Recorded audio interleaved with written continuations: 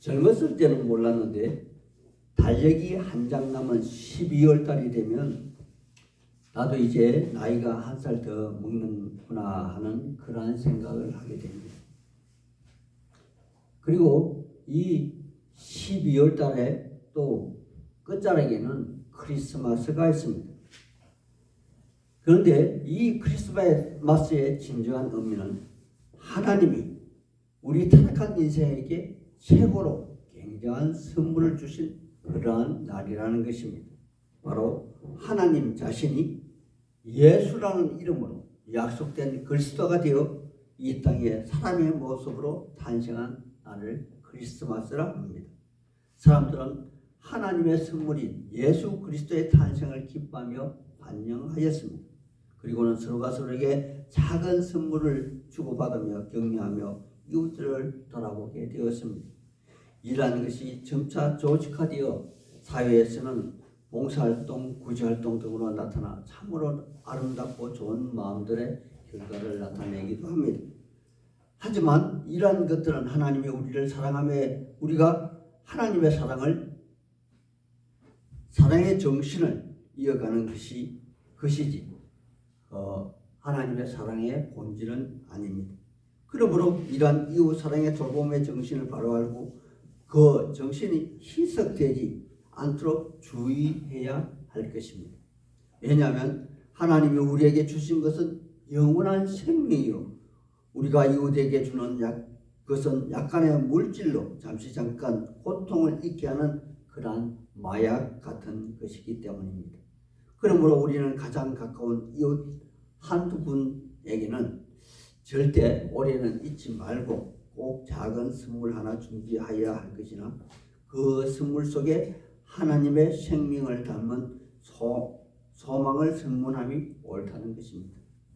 따라서 당연히 생명의 선물에는 어떤 특정 결과를 바라는 뇌물과 달라야 하고 일의 과정 중에 하나의 요식 행위에 따른 인사치레가 아니어야 하며 선물하는 사람의 정성어린 간절한 마음이 담겨 있어야 하고 약간의 물질적 희생이 따른 할지라도 그것은 그 포장일 뿐 안의 내용은 예수 생명, 사랑을 담아야 한다는 것입니다. 이렇게 해야만 하는 이유는 우리 그리스도인은 예수님의 제자로서 우리의 것이 아닌 예수님의 것을 나누어주는 것으로서 선물이란 도장 속에 생명을 담아야 하기 때문입니다.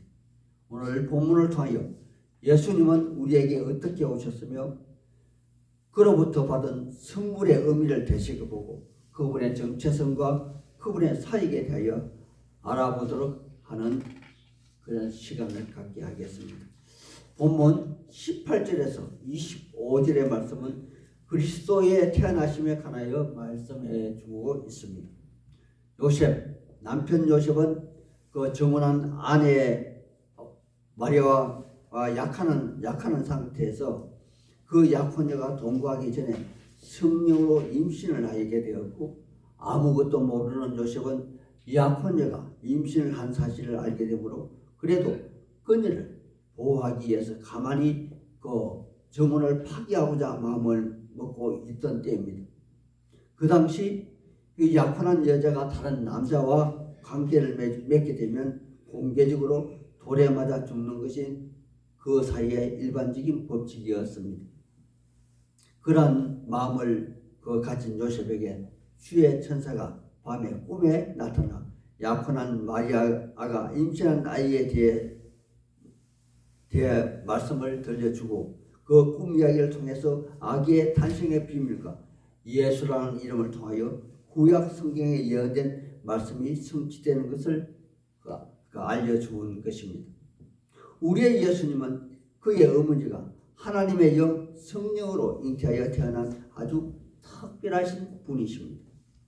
이는 우리가 잘 아는 예수님이 태어나시기 전 약 700년 전에 이사야 선지자가 하신 말씀을 통해서 우리가 알 수가 있습니다. 그의 예언된 말씀에는 그 당시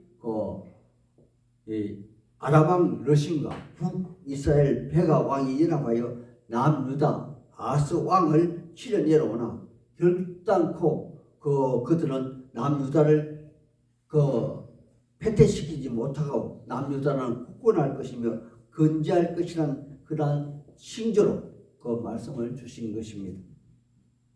이 말씀이 23절의 말씀으로서 이사야서 7장 14절의 말씀과 동일한 것으로 실제로 그렇게 이루어진 것을 볼 수가 있습니다. 그런데 처녀가 잉태하여 아들을 낳을 것이라는 말씀은 지금까지 아담 이후 일반 생육법의 질서를 깨뜨리는 그런 말씀으로서 새로운 세상, 새로운 질서가 도래함을 나타내주는 아주 중요하고도 귀한 그러한 말씀입니다.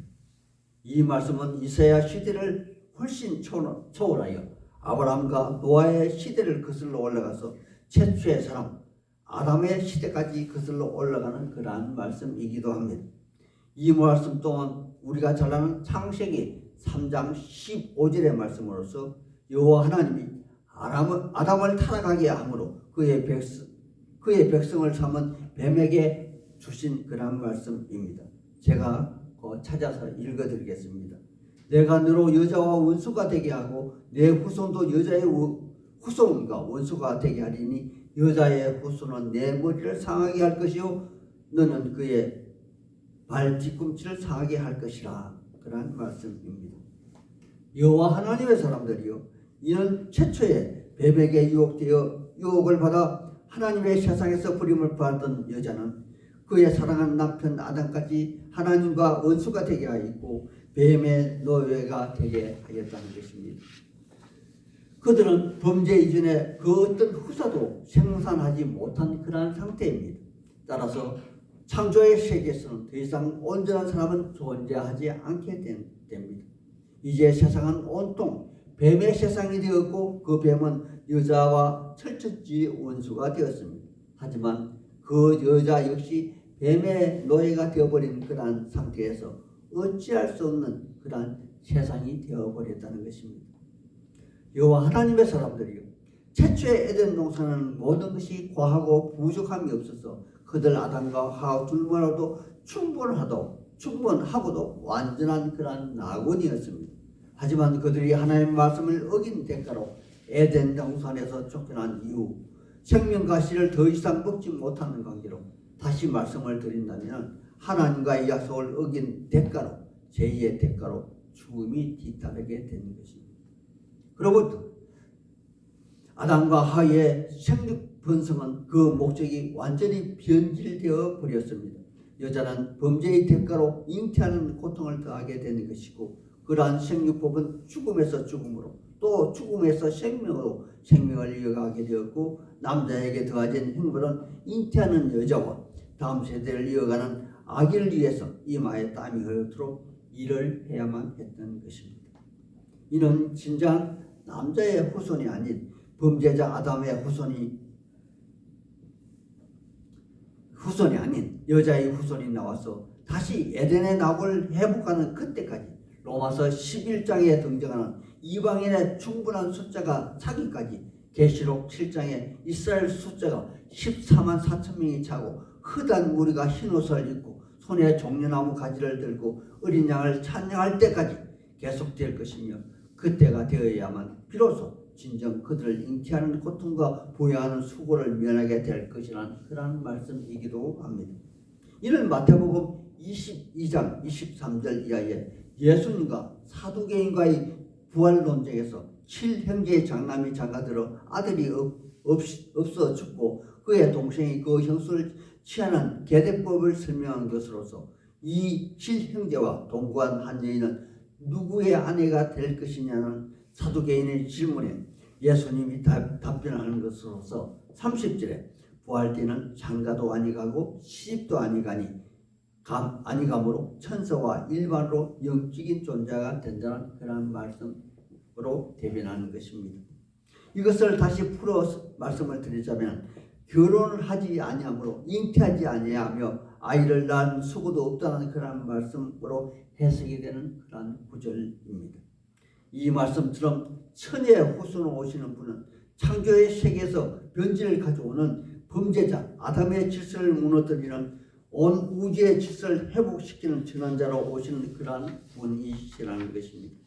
그리고 이 여자의 후손은 뱀과는 원수가 될 것이며 여자의 후손은 뱀의 머리를 상하게 할 것이요 뱀은 그 여자의 후손의 발 뒤꿈치를 상하게 할 것이라 그러한 예언입니다. 여호와 하나님의 사람들이요 모든 살아있는 동물은 머리가 상하면 완전히 생명을 잃어버립니다. 하지만 발 뒤꿈치를 상하면 최악의 경우 발 하나를 잃어버리게 되므로 장애인이 됩니다. 이 말씀의 해석은 머리를 상한다는 말씀은 앞에서도 말씀을 드린 대로 생명을 완전하게 잃어버리게 되지만 발 뒤꿈치를 상한다는 그런 말씀은 그만큼 고통이 따른다는 그런 말씀으로 해석이 될 것입니다.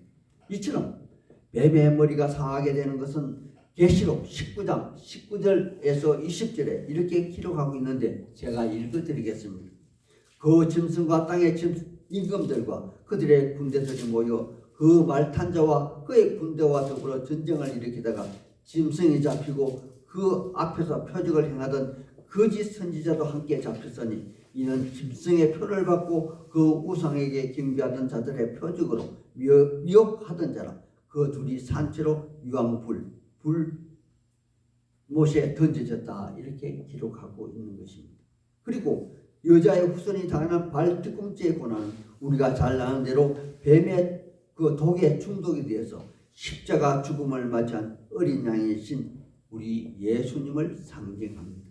그분은 죽음에 이르는 아무런 죄악을 가지고 계시지 않지만 그분의 나라와 그분의 나라의 백성을 위하여 일부러 대신 일시울로 값을 치루어 주었건만 그분 자체는 창조주 하나님이시므로 죄와 상관이 없어 죽음에 매여 있을 수 없는 분으로 다시 부활하신 그러한 부활의 능력의 하나님이신 것입니다. 이것을 계시록 1장 17절 18절에 이렇게 묘사하고 있습니다. 그가 오른손을 내게 얹고 이르시되 두려워 말라. 나는 처음이요 마지막이니 곧 살아있는 자라. 내가 전에 죽었었노라. 볼지어다 이제 세세토록 살아있어 사망과 음부의 열쇠를 가졌노라. 아멘. 그리고 그분의 이름이 임마누엘이라 합니다. 그리고 친절하게 임마누엘이라는 말의 뜻까지 번역을 해 놓았습니다. 바로 하나님이 우리와 함께 하신다 그러한 뜻이랍니다. 하나님의 사람들이요 앞선 말 중에 하나님이 우리와 함께 하신다는 말에는 두 가지 전제의 조건이 그 안에 포함이 되어 있습니다. 그중 하나는 하나님이 지금 있는 우리를 있는 그대로 인정하신다라는 뜻입니다. 이는 앞에서 말씀을 드린 대로 우리는 죄범한 하나님을 반역한 죽음의 상태에 있는 아담 남자의 후손으로서 여전히 죄 중에 살아왔고 또 지금도 죄를 생산하고 있고 앞으로 죄를 지을 그러한 우리를 하나님이 인정하신다 그러한 말씀입니다. 두 번째 전제 조건은 창조주 하나님이 죄와 무관한 선하신 하나님이 죄악 세상에 들어와서 아니 사악한 범죄자의 집단인 뱀의 지배하에 들어와서 우리를 만나 주시며 함께 하신다 그러한 말씀입니다. 어떻게 선하신 하나님이 이름철 그 똥통 속에서 울거리는 후드기만도 못한 우리와 함께 하실 수 있는 것일까요? 이것이야말로 능력이 많으신 하나님이 천지를 창조하신 것보다 더 어렵고 힘드신 일을 하신 것으로서 천지 창조 세계의 역사 속으로 피조의 세계 속으로 더럽고 추악한 죄악 속으로 간통하여 들어오시는 위대하고 기묘한 일을 하신 것입니다. 그런데 마태는 구약의 이사야 선지자의 말씀을 훨씬 더 능가하여 구체적으로 임마누엘이라는 말씀을 풀어서 요셉의 꿈 이야기를 우리에게 들려주고 있습니다. 천사가 들려준 그 아이의 이름은 예수라고 합니다. 이 말씀도 마태는 친절하게 풀어서 기록하고 있습니다. 바로 예수란 뜻은 그가 자기 백성을 그들의 죄에서 구원할 자라고 기록해 놓았습니다. 여호와 하나님의 사람들이요 이 말씀에도 두 가지 전제 조건이 필요하다는 것이죠. 첫째는 예수는 왕이시라는 것입니다. 그리고 그 왕은 당신의 나라에 속한 백성을 직접 선발하여 취하신다 그런 말씀입니다. 바로 범죄한 집단에서 하나님을 반역한 아담의 후손에게서 자기의 백성을 구별하고 선별하여 자기 백성을 삼으신다. 그러한 분입니다. 바로 그분이 왕이시라는 것이죠. 두 번째, 그분의 나라는 온전하고 완전하여 제약이 간량한 나라가 아니라 죄의 모양이라도 찾아볼 수 없는 그러한 곳으로서 그의 백성으로 선택되어 뽑힌 자들은 과거의 모든 죄를 토말하고 현재와 미래의 죄까지 맑게 씻겨주시는 능력을 갖추신 그러한 분으로서 그분이 바로 영원한 대제사장이시며 구원자라는 것입니다. 하나님의 사람들이요, 다시 강조하여 말씀을 드린 바 죄악에서 구원해 내실 분은 오직 한 분, 이 세상을 창조한 여호와 하나님 한 분뿐입니다. 이것을 이사야 선지자는 이사야서 1장 18절에 여호와께서 말씀하시되 오라 우리가 서로 변론하자. 너희의 죄가 주홍같을지라도 눈과 같이 희어질 것이요 진홍같이 붉을지라도 양털같이 희게 되리라 하시는 말씀입니다. 이것을 미가 선지자도 미가서 7장 19절에 이렇게 기록해 놓았습니다. 그가 다시 우리를 불쌍히 여기셔서 우리의 죄악을 발로 밟으시고 우리의 모든 죄를 깊은 바다에 던지시리라 그렇게 말씀하셨다는 것입니다. 그리고 또한 시편 기자 역시 시편 103편 10절에서 12절에 이렇게 기록해 놓았습니다. 여호와 하나님은 우리의 죄를 따라서 우리를 처벌하지 아니하시며 우리의 죄악을 따라 우리에게 그대로 갚지 아니하셨으니 이는 하늘이 땅에서 높음 같이 그를 경유하는 자에게 그의 인자심이 크심이로다. 그리고 동이 서에서 먼 것 같이 우리의 죄가를 우리에게서 멀리 옮기셨다 그렇게 말씀하셨습니다. 여호와 하나님의 사람들이요, 이러한 전제 조건을 충족시켜주시는 분이 바로 임마누엘 예수라는 분으로 하나님이 우리에게 주신 지상 최고의 선물입니다. 그러하다면 결과론적으로 예수가 다스리는 나라는 과연 어떤 모양을 하고 있을까요? 아니, 하나님이 우리에게 예수님이란 선물을 통해서 주시고자 하는 내용이 과연 무엇일까요? 이것은 사도 요한이 주의 은혜로 천국을 보고 장차 도래할 하나님 나라에 대하여 이렇게 기술해 놓았습니다.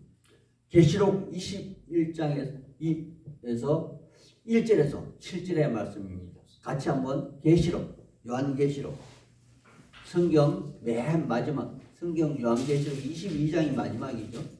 그 앞에 바로 요한계시록 21장 1절에서 7절의 말씀을 같이 한번 보겠습니다.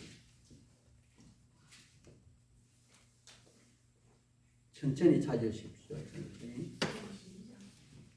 계시록 21장 1절에서 7절입니다. 21장. 우리 같이 한 목소리로 읽고 오늘 예배를 마치겠습니다. 읽겠습니다. 시작. 또 내가 새 하늘과 새 땅을 보니 처음 하늘과 처음 땅이 없어졌고 바다도 다시 있지 않더라. 또 내가 보매 거룩한 성 새 예루살렘이 하나님으로부터 하늘에서 내려오니 그 준비한 것이 신부가 남편을 위하여 단장한 것 같더라.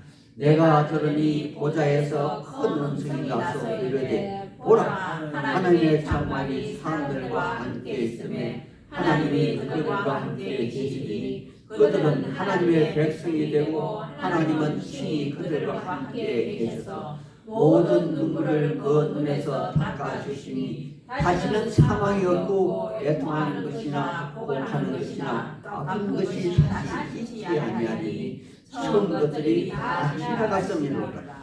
보좌에 앉으신 이가 이르시되 보라, 내가 만물을 새롭게 하노라 하시고 또 이르시되 그 말을 신실하고 참되니 기록하라 하시고 또 내게 이르시되 이루었도다. 나는 알파요 오메가요 처음과 마지막이라. 내가 생명수 생물을 목마른 자에게 값없이 주니 이기는 자는 이것을 상속으로 받으리라. 나는 그의 하나님이 되고 그는 내 아들이 되리라. 아멘. 바로 우리가 하나님의 아들이 된다는 것이죠. 그리고 1절에 보면은 바다도 다시 있지 않더라 이렇게 기록해 놓았죠. 바다는 이 세상 사탄이 이 관장하는 그러한 세상을 이야기합니다. 마치겠습니다.